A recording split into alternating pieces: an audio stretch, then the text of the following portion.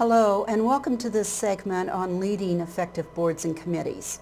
One of the ways in which we engage in our communities, particularly as volunteers, is by serving on the many nonprofit organizations, civic organizations that we have in our communities. So the purpose of this session is to help us think about some of the basics of serving on a board.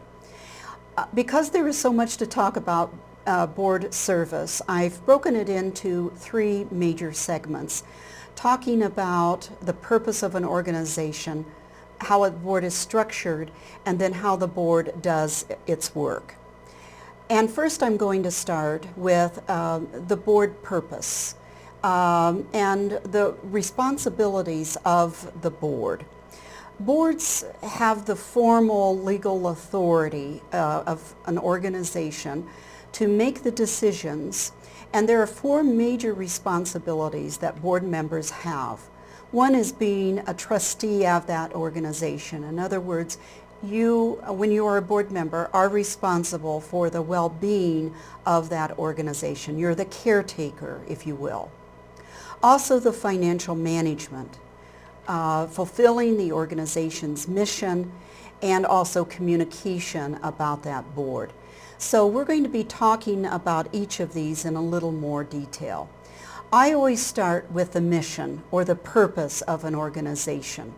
And one of the first things I do when I go in to work with local organizations is to ask board members what the mission is of the organization. Why does it exist? And this is something that's terribly important to be able to put it in our own words. So people often scramble to find the formal statement, which it often is in a formal statement and should be. But it's also important that each board member can say, this is what we are about. So a board mission statement includes why the organization exists, whom it serves, and its uniqueness in terms of what distinguishes it from other organizations that may be doing similar work. And the importance of having this is, and the reason for being able to, off the top of your head, when people ask you, what is the purpose of the Chamber of Commerce, or what is the purpose of the Master Gardeners Organization, or whatever it may be, is so that you can ensure that all of the projects, all of the resources, all of the actions, all of the decisions that you make help to fulfill that mission. Because it's so easy over time to go off in other directions and start to do things that maybe don't help to fulfill that mission. The board structure should be to enable the board to operate as effectively and as efficiently as possible. So these are things to think about if we're forming a new organization and how many people should be on that board. And we'll talk a bit more about that in just a moment. The other thing is that members need to have a passion for the mission. If a board member can't say off the top of their head, here's what we do and this is why we do it and this is why I'm excited to be a board member, we're missing the boat there. So mission is very important, to have it in writing, but more importantly that each board member knows the value of why they're on the board. A second thing that we talk about is the structure. And the structure are 5 different things that give our organizations a structure in terms of the bylaws, the articles of incorporation, its tax-exempt status, the board size, and the committees. And I'm going to talk about each one of these just briefly. Bylaws are the organization's operating manual. And they define the size of the board and how it will function, the roles and duties of officers and the directors, the rules and procedures for holding meetings, electing the directors, and appointing officers. Also, most bylaws have statements of conflict of interest, policies and procedures, and other governance matters that are of importance in that organization. It's important for each board member to have a copy of the bylaws and to keep the bylaws in front of you at all of your board meetings. These should be referred to. These should be working documents. And they should also be reviewed periodically. If a board is not operating according to its bylaws, and you're doing things differently, bylaws can be changed, but we should be true to our legal structure. Another important document are the Articles of Incorporation. The Articles of Incorporation are the organization's birth certificate. These are filed once with the Indiana Secretary of State's office, and every organization that is incorporated in the state must verify each year with the state, and there's the contact person, registered agent with the state, will receive an electronic notification or a postcard saying, do you still exist? You go online. Here is the website where you can report. And this does need to be done annually so that the state has record whether your organization is still alive and well. The tax-exempt status is a little bit different. The incorporation as a nonprofit does not automatically result in tax exemption. Incorporating at the state level just incorporates you as a formal organization. The tax-exempt status is something that you seek after you are incorporated from the state in terms of state sales tax, and you do this through the Indiana Department of Revenue and also through the IRS if you're seeking an IRS exemption. So the Indiana Department of Revenue is responsible for issuing the Indiana Taxpayer Identification Number, and if this is what you can take to Walmart or other places if you are a not-for-profit and may be exempt from paying state sales tax. And this is the website where you can find more information about this. The Internal Revenue Service, the IRS, is responsible for issuing what's called the Employee Identification Number, EIN. And this is what determines if your 501c3 tax-exempt organization is going to be tax-exempt from federal income taxes. So again, the website address where you can find more information about this. Going back to this for just a moment, the registered agent in your organization that reports each year, if you do not report for 3 consecutive years, you do lose your IRS tax-exempt status. So a reason for seeking IRS tax-exempt status may be if you are seeking donations or grants, you may need to have this status,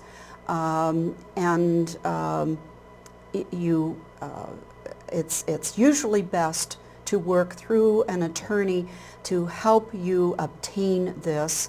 There are many different ways of organizing, and it can be a rather complicated process, and however, reporting each year is very important and something that you need to have an individual in your organization be responsible for this. Another consideration is board size. Believe it or not, I have gone in to work with boards that have 46 members, and the board just is not being able to work very efficiently or effectively. Well, okay, they're huge. That's a huge number of people. So the number of people that are on a board does affect how effective and efficient it's going to be able to operate. So it depends upon the organization's purpose and its goals. So here's the sort of trade-off of thinking about the board size. You want to create unity, and at the same time you may want to have representation from the community. So here's some ways to think about size. I think anything over 15 is large. By group dynamics, that's a large group. And it's going to enable greater representation, but individuals can feel less committed. They can get lost in the group, feel that, it doesn't matter if I'm there or not. They're going to find it more difficult to operate and may be less committed to coming to the board meetings. A medium size, I would put somewhere between 7 and 15. And this is what enables representation and also fosters that individual commitment. Small, anything under 7 individuals, may be a little bit too restrictive, but it sure is going to be a lot easier to operate. So, things to think about. I strongly urge simplicity. Simplicity is better. Committees, and thinking about committee structures. Committees carry out much of the organization's work. There's 2 types of committees: standing committees, as are identified in the bylaws, and then ad hoc committees. Ad hoc committees are those that are appointed as needed to do very specific tasks. They do that task and then they're dissolved. So here are some of the types of standing committees that are typical in a lot of non-for-profit organizations. The Executive Committee, Finance Committee, Development Committee, Nominating, Planning. If you own property, the Buildings and Ground, perhaps a Marketing or Public Relations Committee, Events Committee, perhaps an Education Committee, all different committees with different jobs to do.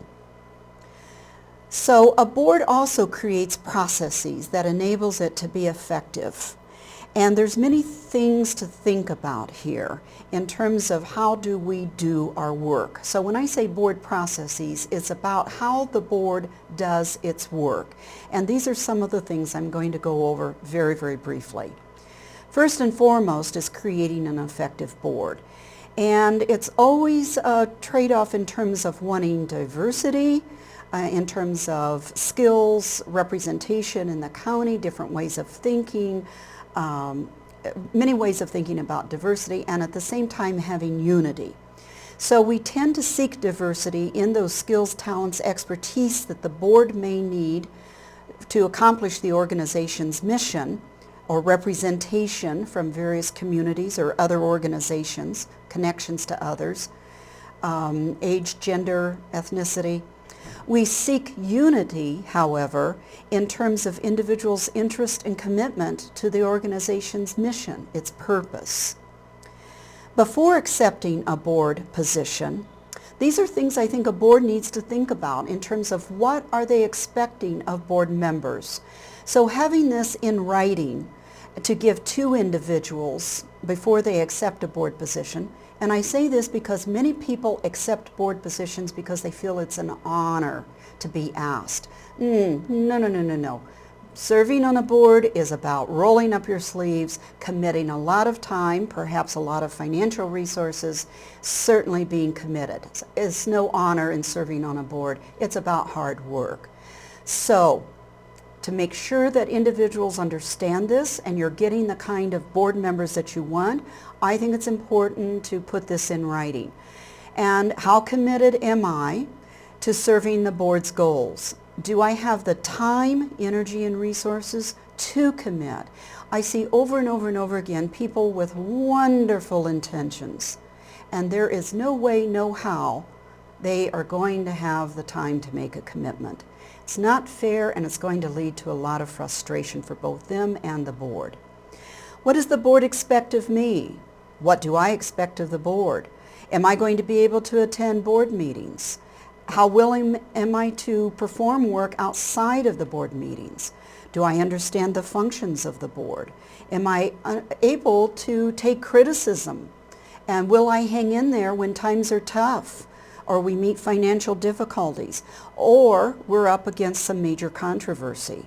Do I have the resilience, or am I going to take things too personally and not be able to take it? Am I willing to work with other board members? So some questions to ask. The major part of serving on a board is taking financial responsibility of the organization. And these duties include developing an annual budget, attending to the budget throughout the year, and Obtaining an outside audit. Now, this absolutely necessitates being able to keep good records, and someone, usually the treasurer, who's doing this and produces financial reports that each and every board member understands and is able to read and to ask questions about.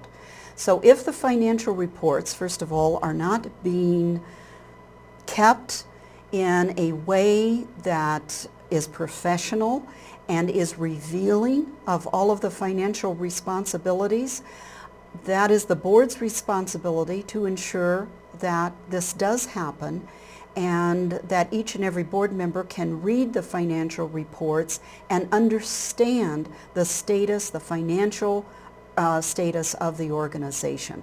I'm emphasizing this because this is a huge issue that I've learned over the years from nonprofit organizations out in our rural communities. And a big issue, because we get so caught up in the day-to-day or the month-to-month meetings, is attending to the long-term financial well-being in the organization. And this is part of the visioning of how are we even going to be solvent 5 years from now. So asking those long-term financial questions, again, the responsibility of the board. And how do we raise funds in order to carry out the group's missions? And this is training that I think boards often need to consider, of training all of the board members to know how to go about fundraising in order to carry out the actions, the projects of the board. So fulfilling the mission is about attending to the mission and its core values, and this is the way I show the linkage between all of the actions that are taken and the goals and fulfilling the mission and then moving the organization out 5 years. So to go through this process effectively, I think requires some strategic planning on the part of the board. I think if an organization exists, it is worth spending a few hours each year to take a long-term look at where the board is headed, what is its vision, what are our goals, what are our objectives for this year, and what are we doing. And the action plan is how each and every action item that's done by the organization in terms of staff time, staff energy, as well as financial resources should fit an annual objective, should fit the organization's goal that leads into its mission, that leads the organization forward. So that's how all of these link together. And I'm again emphasizing this because I get called into organizations that are stuck. And one of the reasons they're stuck is because there's not a linkage with what they're doing and their mission. So I think it's very important that these actions and resources all be tied together to move the organization forward. This is not something that can be discussed at one board meeting. This does require a retreat. Leading effective meetings. This is so important. I have a whole video just on this, but I'm just very quickly going to highlight some of the things that we're going to talk about in another video. And it does it is an issue of leadership and those people that are in positions of leadership, of being able to lead those meetings effectively. Communication is how the board communicates, not only with each other, but also with the organization's members and also with the public. And so a question here is, does your board have a communication plan? Have you talked about how best to communicate with each other and with the members and with the board? Does your board evaluate itself? Does the board do training? Does the board orient new board members? This is something that's really a stickler for me. I think it's terribly important as new board members come on board. They're given a copy of the bylaws, a set of meeting minutes that go back a few months, the financial reports, a list of expectations, and they're oriented to the board before they come on to the board as a new member. But also, all board members need to be trained too, and again, this depends upon the purpose of your organization. And some of the things that I know boards are recently spending a lot of time conducting training around is fundraising, liability issues, new IRS regulations, and so forth. Record keeping. With small not-for-profit organizations where everyone is a volunteer, a question can be asked, where are all of those organizational records kept? Who keeps them? Are they kept up to date? Are they stored? Where are they stored? Are they in a secure location? Is there a duplicate copy of the, particularly the Articles of Incorporation, bylaws, past meeting minutes? Something that a board needs to be attentive to. Earlier I mentioned the annual reporting. Here again emphasizing the annual reporting that does need to go on each year in terms of who is reporting this. And I say this because I live in a community where we had a whole number of not-for-profit organizations that were doing important things lost their IRS nonprofit status. So very, very important. Different ways of reporting to the IRS. If gross receipts are less than $50,000 annually, you do this through a Form 990N. It's online reporting. One individual does this. It is a rather complicated process to get into the IRS and find your way around, but once you know that pathway, it's relatively easy. If your organization is dealing with more than $50,000 annually, it's a different reporting process. So you can find this information on this website. Risk management and thinking about, particularly if your organization holds property, owns property, or the types of activities that you may be engaged in terms of liability. And what are your procedures to handle money? Do you have property insurance? Do you have directors, officers insurance? Again, things to be attentive to. So board leadership comes from all members of the board, not just the president, because as an effective board member, each and every one of us that are serving on boards are a trustee of that organization, and we are stewards of the organization's resources. It is our obligation to help the organization fulfill its mission and hold ourselves accountable to the public. There are some wonderful resources available online, and I've listed 3 of these that if you're not familiar with, you can find some wonderful tools and resources there. Finally, let me just say thank you. I appreciate you participating in this session, and I hope to see you at some other segments.